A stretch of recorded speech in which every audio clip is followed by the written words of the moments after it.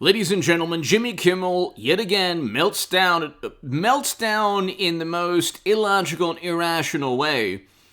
And what he does, like, you can look at Jimmy Kimmel, Trevor Noah, John Oliver, Stephen Colbert, James Corden, who else? Jimmy Fallon, Saturday Night Live. They don't really present a vantage point. I mean, they present only Democratic Party talking points. That's it. They're almost like automatons, like these AI robots that just don't have their own independent viewpoints on anything. They are literally just the same person. They're the same individual. They have, they're basically like the animatronic little caricatures of robots in Disneyland.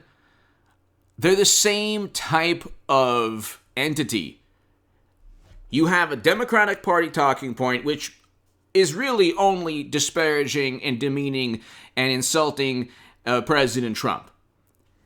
Then you have the illogic, irrational contempt and disdain that Jimmy Kimmel in particular has for Trump. He doesn't even make jokes anymore. All he does is just insult Trump. That's all he does. And he gets 1 million views on YouTube, which is fine because there's millions of people who just can't stand Trump's personality. But at the same time, will he ever critique the Democratic Party? Absolutely never. Will any of those late night talk show hosts critique the Democratic Party or the left? Never. Never. Will anyone in Hollywood? Will anyone in the music industry? Only a handful of people. But he should have been canceled. So cancel culture, if it goes back, it was started by people who vote Democrat.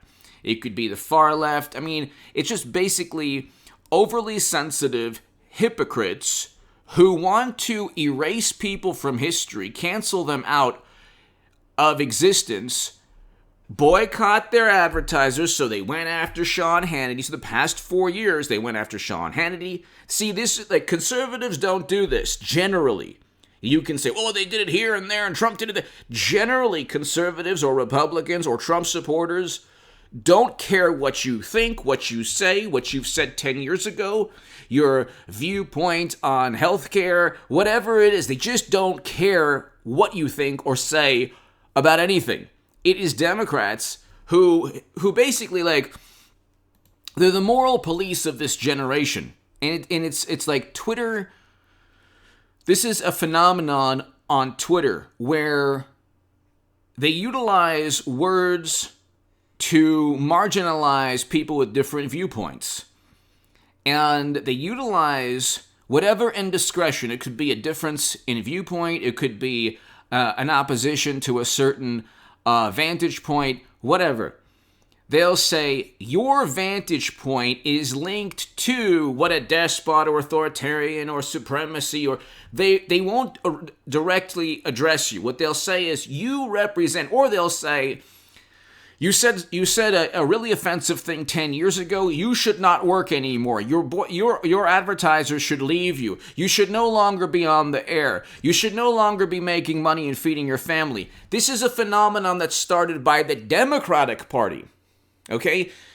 It was Democrats who said we should boycott this corporation or that corporation. I think it was even Chick-fil-A at first.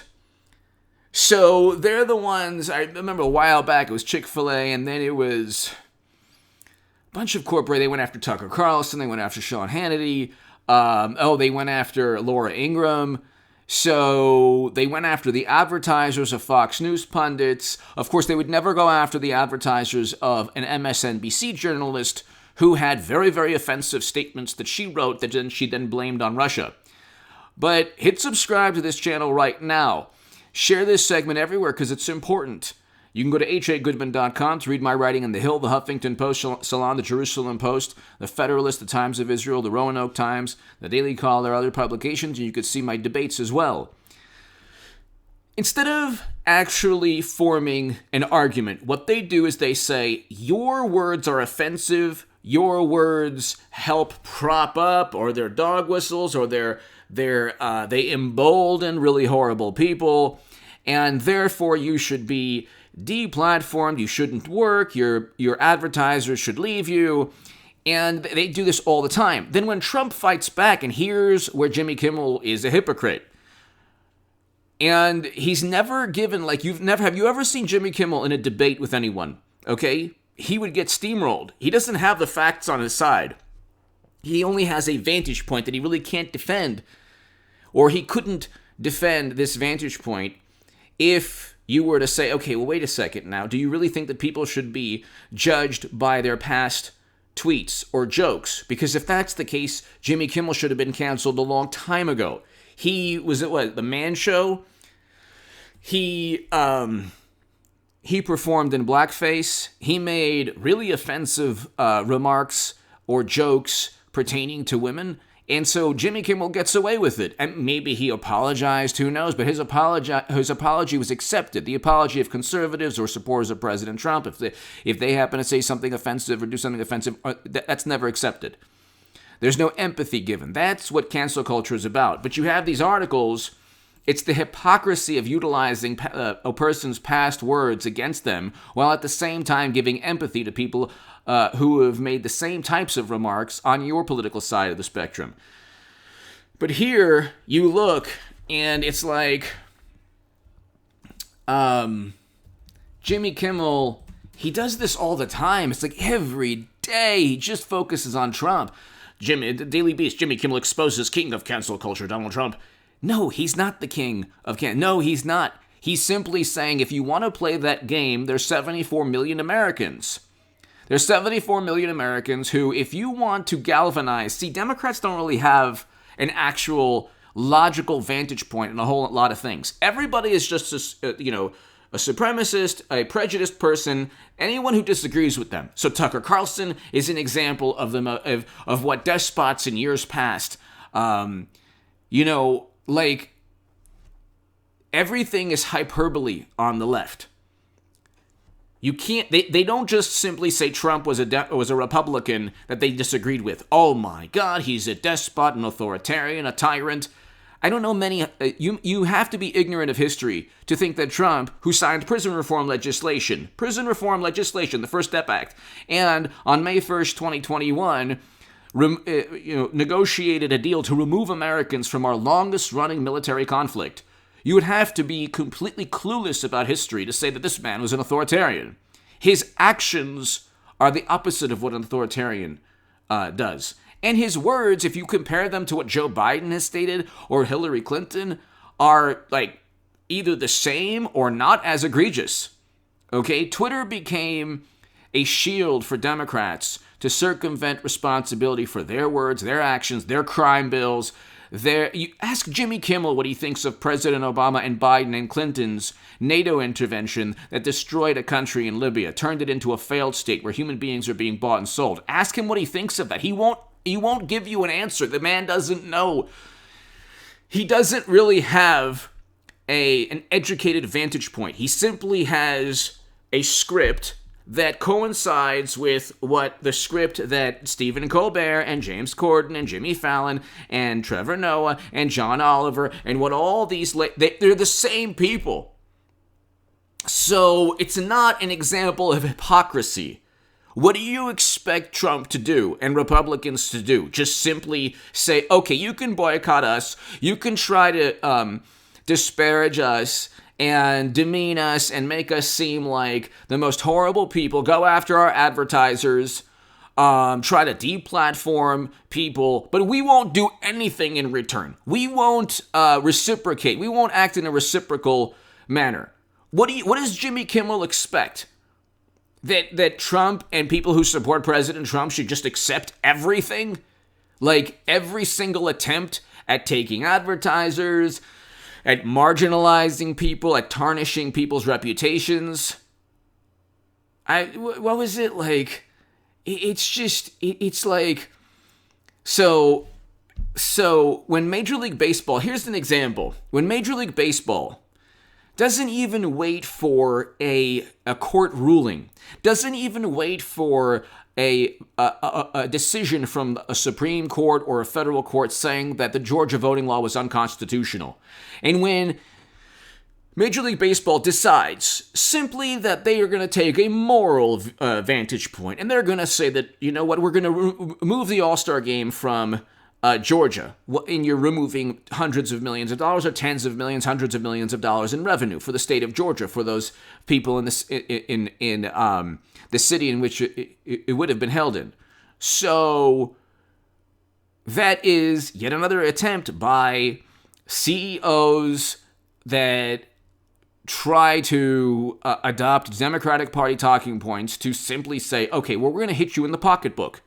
Why? Because you dared to actually pass legislation, which is exactly what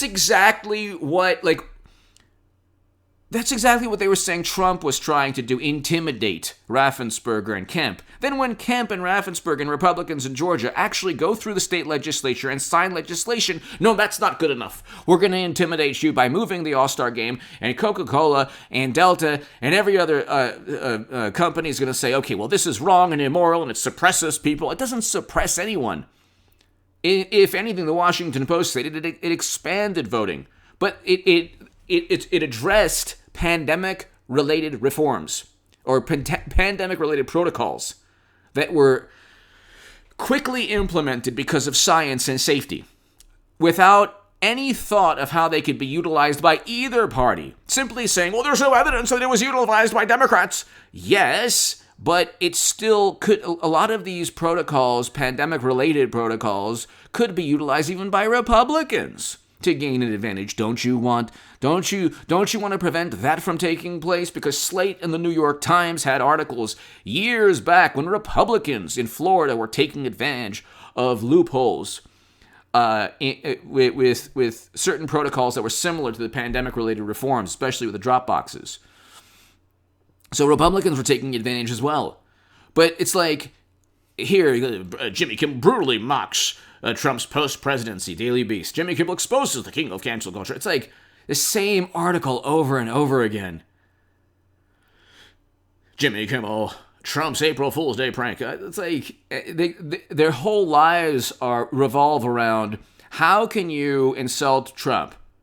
But they're the bullies. They say he's a bully, he's mean. They're the ones from day one who set him up and framed him. He never worked with Russia. You think Jimmy Kimmel or anyone else you think James Corden, you think Jimmy Fallon, you think Stephen Colbert read the ODNI report that said that they were only highly confident to moderately confident? Let's just say, for example, John Oliver had a conservative viewpoint. He genuinely believed, I named, 6 or 7 talk show hosts? They don't have any conservative viewpoints? Like, none? And what would happen if one of them did a show saying, Trump is right, or conservatives are right, or Republicans are right? They'd be canceled immediately. Because it's not, what Trump is doing is a response to the irrational and illogical and tyrannical methods of Democrats. Democrats don't have ideas or policies that really resonate. They have to intimidate through economics and through going after a person's advertisers or trying to deplatform them. They don't really have, everything has to be tied to something else. Because if you just looked at the voting law, it's like, okay, people have to apply for mail-ins, within 3 months as opposed to within 6 months. Oh my God, the horror. Oh my God.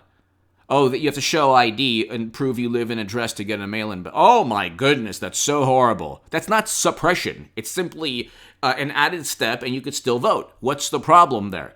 You have to show ID in California to vote for the presidential election. I showed my ID. So what's the problem? But anyway, it's the same thing. They're completely illogical and irrational, and they have this like sophomoric, childish, vapid viewpoint that they are the ones who try to deplatform and get people, go after the advertisers of people, and if they don't like something somebody said, they try to, erase that person and cancel that person. And so what Trump is doing is a reaction to that. So he didn't start this type of thing. He doesn't even, Trump and Republicans generally, or I should say Trump Republicans, don't care what you think and what you do. It's Democrats who have taken over what the early 2000s Republicans were like. They're the ones who care what you said, what you think, and oh my God, and if you don't think the same way we do about everything, then you are emboldening really horrible people, and it's a dog whistle, it's a subliminal, and it's never just, oh, well, I disagree with you because of X, Y, and Z. Oh, well, here's a rebuttal. Okay, and then a discussion and a debate. It's always, you're an awful person, you're immoral. These are the same people who, you look at Biden's policies even today. His foreign policy, like a month into his presidency, he engaged in an immoral act. Why? Because we should be removing Americans from a region of the world that they've been stuck in for 20 years. Okay, because of people like Biden who voted alongside Bush, Cheney, and Rumsfeld. That's immoral. Simply saying, hey, Tucker Carlson makes sense or Jordan Peterson makes sense here and there. They might not be right about everything, but they could be right about a lot of things. But there's no discourse because of people like Jimmy Kimmel, who then say, oh, you see, Trump's being a hypocrite. No, he's not. No, he's not. He's responding to the really dystopian world people like Jimmy Kimmel helped create.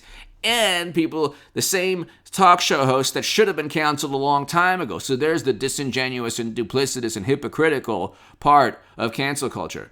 If you are pretty big, you have a pretty big stature. If you have a pretty big audience, you can get away with a lot. Okay? Give me your thoughts below. Hit subscribe right now. Thank you so very, very much.